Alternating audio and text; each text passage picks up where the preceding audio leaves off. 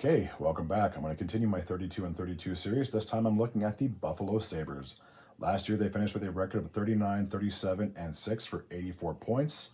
Their home and away record 21, 19, and 1 at home and 18 and 18 and 5 on the road. So roughly a 500 season on the road and just over a 500 record at home. For the Buffalo Sabres, this now makes it, I believe, 13 straight years that they have not made the playoffs, and that is, I'm sure they're a little tired of missing the postseason, and I believe they have the longest streak, if I'm not mistaken, in the entire NHL of how many consecutive years it's been since they last made the playoffs. I'm pretty sure the last time they made it was in the 2010-2011 season, and I think they lost to the Flyers in the first round of that year, if I'm not mistaken. So a very long stretch of inconsistency, retooling, rebuilding for the Buffalo Sabres.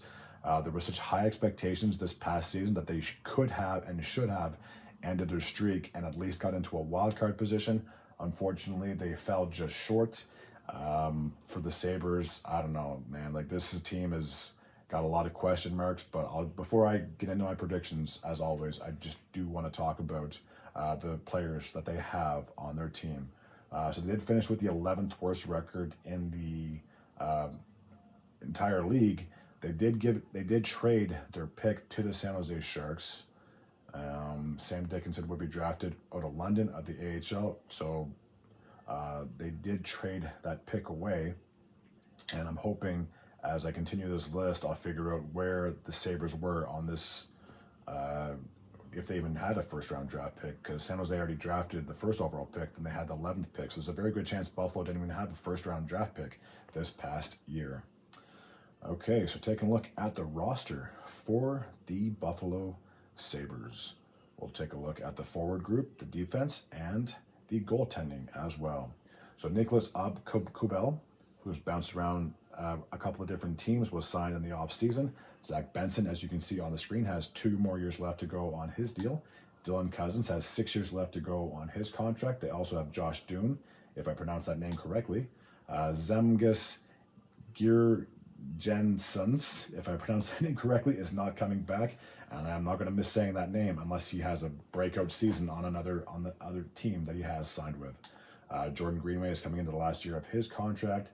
They also have Kenta Helenisis, if I pronounce that name correctly. They have Josh Mason Jobst. I don't believe that Tyler Yost has come back. After him, there's Tyson Gozak, Yuri Kulich, and I don't think Peyton Krebs is coming back unless he has not signed after his rookie contract. They have brought in Sam Lafferty. I believe that was a trade from the Vancouver Canucks. And then they also have Beck Malenstein. They also have Ryan McLeod, who they traded from the Edmonton Oilers to the Buffalo Sabres. They have Brett Murray. They have Olivier Nadeau. So this list really isn't moving. They have Victor Nuchev, if I pronounced that name correctly, who knows, and Noah Oslin. Victor Olofsson is not coming back. His contract did expire, so I have a funny feeling he probably signed with another team. Now we can finally get back to the list. So Jason Peterka has a year left to go on his contract. Jack Quinn is in the same boat. After that, there's Isaac Rosen. They also have Lucas Rosech. I don't think Eddie Robinson is there because his name is not on the list. Oh, sorry, there's Rusech. So Robinson definitely did leave. There's Rusech. Jeff Skinner was traded to the, sorry, I don't think he was traded. I think the Sabres bought his contract out and then he signed with the Edmonton Oilers. Tage Thompson has 6 years left to go on his contract. Alex Tuck has 2 years left to go on his deal. And then the last 3 members are Tyler Tullio, Anton Wahlberg, and Jason Zucker. Now we'll take a look at the defensive core for the Sabres. So starting off is Jacob Bryson. He has re-signed. Bowen Byram has a year left to go on his contract.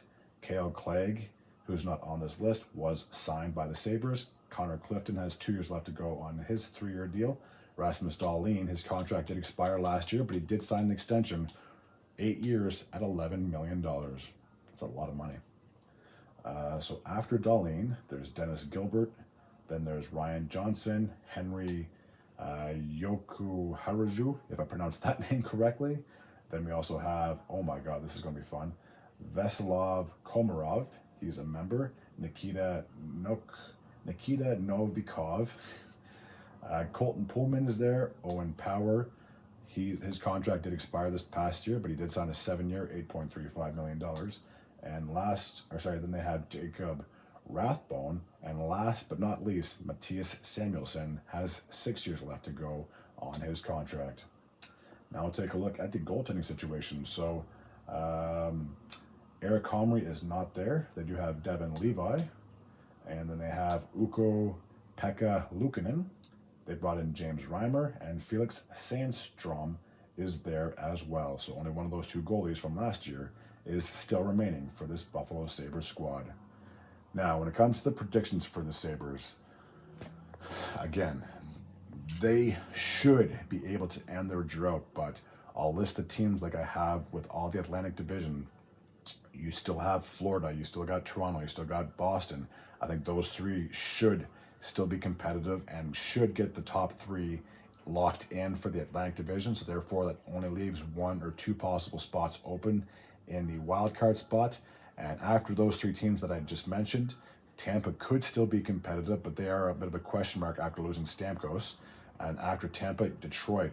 I think Detroit is kind of in the same boat as Buffalo, but they should be a little bit better. I mean, they did finish higher in the standings than the Sabres did, so I believe that the drought is still going to continue for the Sabres. It should end, and I'm sure if you're a Buffalo fan, you would love to see some postseason action in April, but because of the other 5 or 6 teams that I mentioned before, I think it's just going to be very tough for this team to take another step forward and get into the postseason. Now, I could very well bite my tongue, and they could run away and easily make it into the postseason, but because there's only 8 spots open, and I believe 3 of them are locked in for the Atlantic for the top 3, I think it's going to be very tough for Buffalo to try to crack into a wild card position, considering, like I said, there's still Tampa, there's still Detroit, and you can't forget about the other teams in the Metropolitan.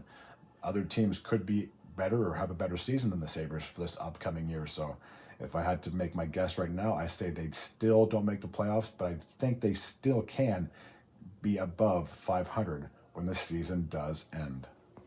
Alrighty, that takes care of my preview for the Buffalo Sabres. As always, if you're new to this channel and you like this type of content, feel free to hit the sub button. I'd be very grateful and very appreciative.